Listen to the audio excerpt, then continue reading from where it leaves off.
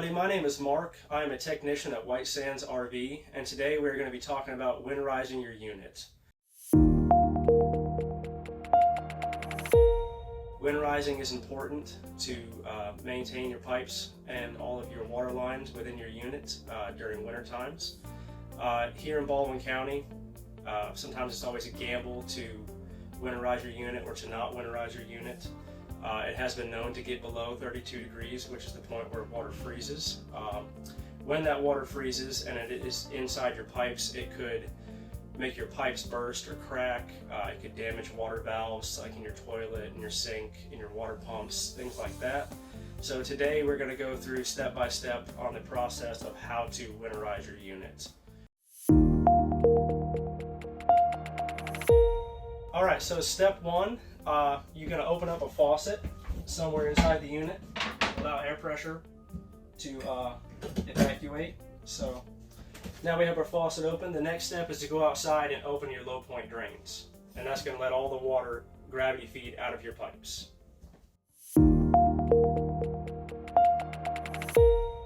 Okay guys, so we have opened up a faucet inside the unit to allow the pressure to release so the water can gravity feed out. The next step is to come outside and find your two low point drains. So your low point drains on different units can be located in various areas of the camper. Usually they're on the bottom side and the rear of the camper. So on this particular unit, they're right here. And all you have to do with low point drains is open up the valve and let the water gravity feed out. Now this particular unit is brand new, so it has no water in it, and that's why you don't see any water coming out of the valves right now. But you would just let the water drain until it stops, and then you would move on to your next step. Okay, so there are two different methods of winterizing your unit. You can blow it out with pressurized air, or you can pump antifreeze throughout the unit via the onboard water pump. What we're going to do right now is use pressurized air. So you put on a gauge fitting such as this, and then you take an air chuck with an air line and a compressor, and you just put air into the system. Of course, you're going to want to make sure all of your faucets and everything are closed inside, and the two low point drains we saw earlier are open. So what's going to happen is I'm going to apply air pressure with this gauge, and then all the pressure is going to shoot out of those two low point drains in the back corner, and that'll push all the water out of the unit.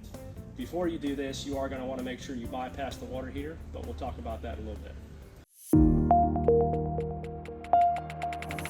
So that was winterizing the unit with pressurized air. Now we're going to show you how to use antifreeze. So the first step you're going to want to do is make sure your water heater is bypassed, because you do not want the antifreeze to go inside the water heater. So what you're going to do, most water heaters are underneath kitchen sinks, etc. There's always a panel in front of them, so you remove that panel, and then you look in here, and this is always what you're going to see, is an assembly like this.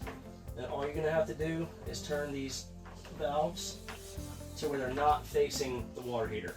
If they are facing the water heater, then antifreeze is going to go inside. So the most important thing to do is make sure this is bypassed, and then you'll move on to your next step.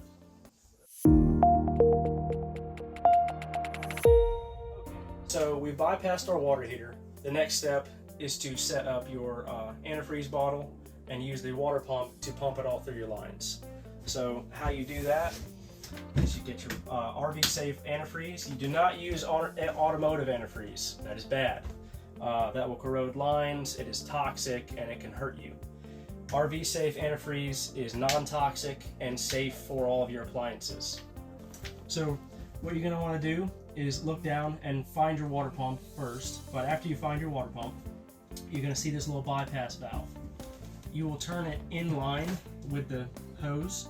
That's going to allow the water pump to pull water into this tube. So then you will take the tube and you'll put it into your antifreeze jug, and it will pull the antifreeze out of the jug and then to all of your fixtures. Just feed it down in there and let it hang out. And then the next step will be to turn your water pump on, and then you will turn each fixture on to allow the antifreeze to come through all of the lines.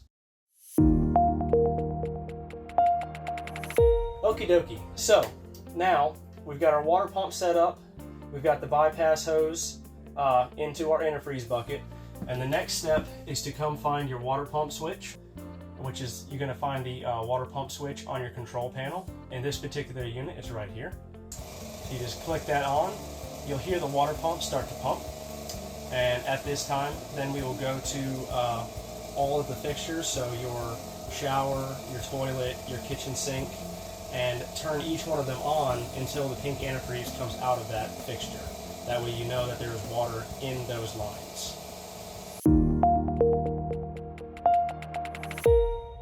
Okay, so now that we have our water pump on and it is pumping the antifreeze throughout all the lines in the unit, the next step is to go to each faucet and each fixture, so every toilet, every shower, turn on the hot and cold water, and make sure the pink antifreeze comes out of that.